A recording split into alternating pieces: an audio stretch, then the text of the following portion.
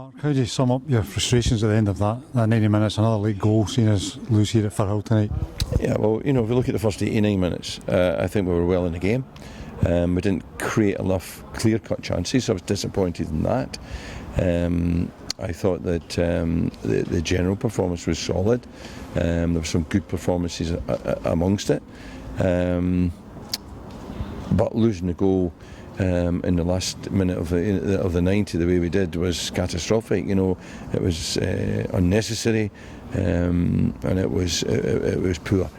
So I'm hugely disappointed in that circumstance. You mentioned it was a solid performance. At times it was a scrappy game. Do you think the pitch or the occasion had something to do with that tonight? I think the pitch probably had some part to play in the quality of the football, because it was difficult for both teams, but I think both teams made a fist of it. I think there was a style of football that had to be adapted. We had to play a little bit longer. You couldn't play short passes in there tonight because the footing was difficult. Even kicking the ball was difficult off the surface, so we had to lengthen the game a little bit, as they did to an extent. So we did that well enough. We got in behind them at times. We just didn't turn it into clear-cut chances, and that was disappointing. But we should be standing here disappointed a 0-0 draw. Instead of that, we've sold the game, and we've lost a game that we shouldn't have lost.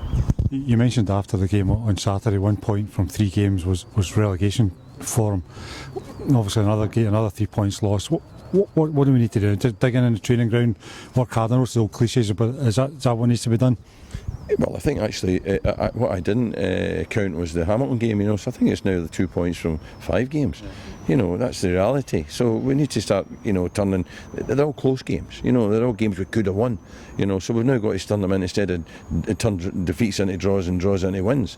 That's what we've got to start doing, and we've got to have enough to do it. But it takes everyone, not just the 11 at the start. It takes Lionel going on and Morgano going on. He's done brilliantly, I think, for the period that he went on, and anyone else is called upon to go on there and make a contribution. They have to make the same contribution as the other.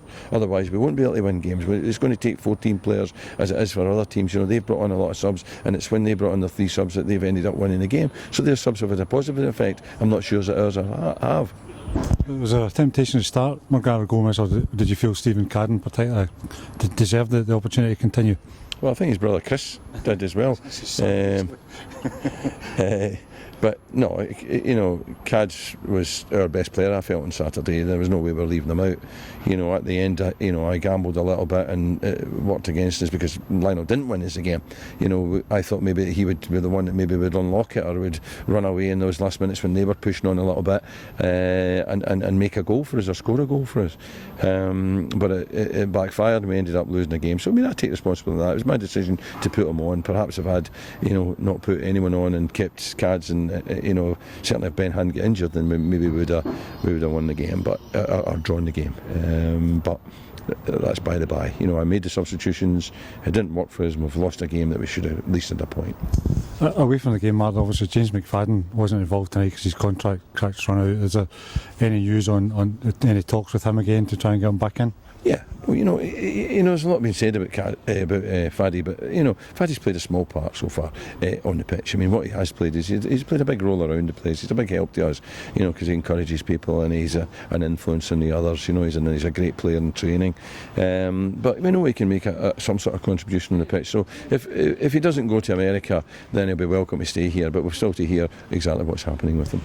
So is there some kind of relief that we're away from league football on Saturday? We can concentrate in the cup and put these games behind us and look for something different, a spark in the Scottish Cup that can maybe kick the season on again? Not really. I wish we were going back to Fir Park on Saturday in the league, to keep this, our form's all right, we're playing okay. We just need to step up one level, to turn some of our good play and some of our work, certainly, and our endeavour into a goal that will win us a game.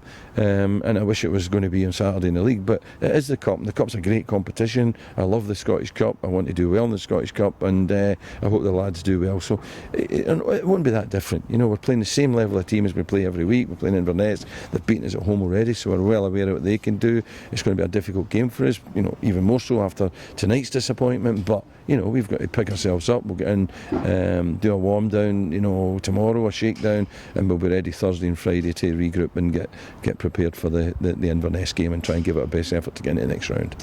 Thanks very much, Mark.